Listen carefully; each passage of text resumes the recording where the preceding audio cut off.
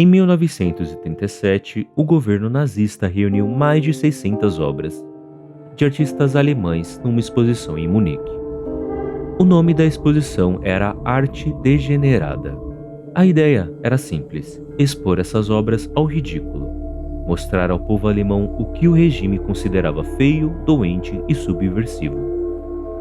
Mas o plano saiu pela culatra. A exposição recebeu mais de 3 milhões de visitantes, a maior audiência da arte moderna da história europeia até então. E entre essas obras estava Kirchner, o homem que pintou esse quadro. E a pergunta não é só porque essa pintura incomodava, é porque ela precisava ser silenciada. Hoje a gente vai entrar nessa obra e no universo de Kirchner, entender o que era J. Brooke e o que ela estava fazendo com a cor e com a forma, e por que uma pintura como essa não só incomodava, mas parecia perigosa demais para existir, porque, ao final, vai ficar claro que o que os nazistas chamaram de degenerado era exatamente o que tornava essa arte impossível de ignorar. Ernst Ludwig Kirchner nasceu em 1880 no sul da Alemanha. Foi estudar arquitetura em Dresden como se esperava de alguém de sua formação. Mas o que ele encontrou ali não foi apenas técnica, foi um grupo de jovens artistas que compartilhavam a mesma sensação.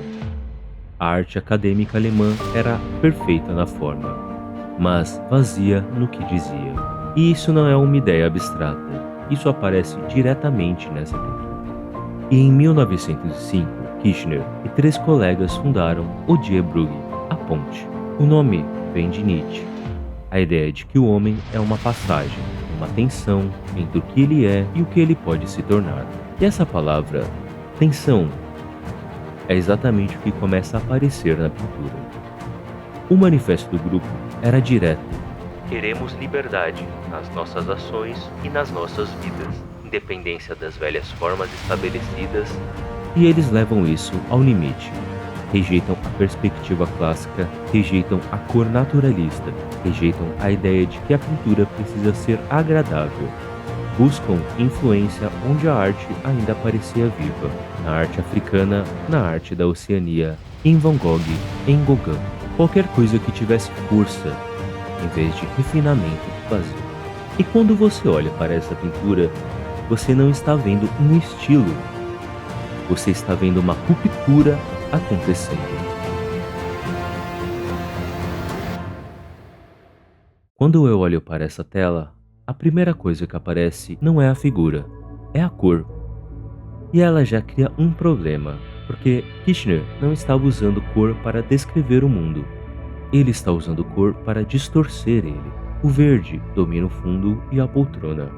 Mas não é um verde natural, é um verde ácido, quase elétrico. E ele entra em conflito direto com o amarelo da pele e com o azul da janela ao fundo. Essas cores não se harmonizam, elas brigam, e a pergunta é: por que alguém escolheria pintar assim? A figura está sentada, ligeiramente curvada para a frente, com a mão apoiada no rosto. Esse gesto poderia ser descanso, mas não parece. Também poderia ser pensamento, mas não parece claro. Existe um cansaço ali, mas ele não resolve. Ela não posa. Isso é estranho, porque retratos existem em geral para serem vistos. Aqui parece que a figura simplesmente está como se tivesse sido interrompida no meio de algo que a gente não entende. O vestido é listrado, amarelo e preto, com direções que se cruzam, quase como o próprio tecido estivesse em conflito. As meias, azul e preto, os sapatos, vermelho e preto. Nada conversa com nada, cada elemento parece empurrar o outro. No canto inferior, um gato branco dorme, completamente alheio, completamente em paz. E isso cria um contraste estranho, porque tudo na pintura está em tensão, menos ele.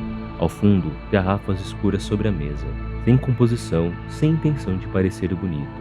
Elas simplesmente estão ali, como estariam em um quarto real. Nada aqui foi organizado para agradar o olhar. Tudo parece existir sem pedir permissão. Para entender o que Kirchner está fazendo aqui, é preciso entender o que ele estava recusando. A pintura acadêmica europeia do século XIX tinha regras claras. A cor devia ser naturalista, a composição devia ser equilibrada, a figura humana devia ser idealizada e, acima de tudo, a pintura devia ser agradável. Kirchner rejeitou tudo isso. Para ele e para o Die Brugge, a função da arte não era agradar, era revelar a tensão interna das pessoas, o desconforto da vida moderna, a experiência emocional bruta que a pintura refinada escondia sob camadas de verniz. A cor agressiva não é um erro de Kirchner, é a poética dele. Cada contraste que incomoda o olhar é uma descrição de algo que incomoda por dentro. A figura não posa porque figuras reais não posam. Elas existem, elas se cansam, elas ficam sentadas em poltronas com o rosto na mão, sem pensar em como estão sendo vistas. E é exatamente essa honestidade que o regime nazista chamou de degenerada, porque arte que revela é mais perigosa do que arte que decora. Kirchner não atravessa esse período intacto. A Primeira Guerra já tinha deixado marcas profundas nele. Após um colapso nervoso durante o serviço militar, ele é internado e nunca recupera completamente a estabilidade. Se muda para a Suíça, onde passa os últimos anos em uma espécie de exílio interior. E então, os nazistas chegam ao poder. Sua obra é classificada como degenerada. Mais de 600 peças são confiscadas, algumas destruídas. Mas talvez o mais brutal não tenha sido a censura. Foi assistir tudo isso acontecer ainda em vida. Em 1938, Kirchner morre em Davos, com 58 anos, e tendo visto de forma sistemática apagarem aquilo que ele construiu. O que os nazistas entenderam e tentaram sufocar é que uma pintura como essa não decora um ambiente. Ela pergunta algo. Ela pergunta por que a beleza oficial sempre precisou ser desconfortável. Porque a arte que agrada é sempre a arte que não incomoda. Porque apresentar uma figura humana com cansaço, com tensão, com cores que brigam entre si era considerado um ato subversivo. Kirchner não estava pintando feio. Estava pintando o real. E o real, quando representado com honestidade, tem sempre o poder de incomodar quem prefere que as coisas pareçam mais organizadas do que são. A Artistin está sentada nessa poltrona há mais de 100 anos, com o rosto na mão, com um gato dormindo aos seus pés, com as cores saturadas na composição. E ainda hoje ela não posa, ela simplesmente existe. E nos olha de volta como quem sabe muito bem o que significa ser chamada de degenerada por ser honesta. E quando a arte faz isso, ela deixa de ser decoração e passa a ser ameaça.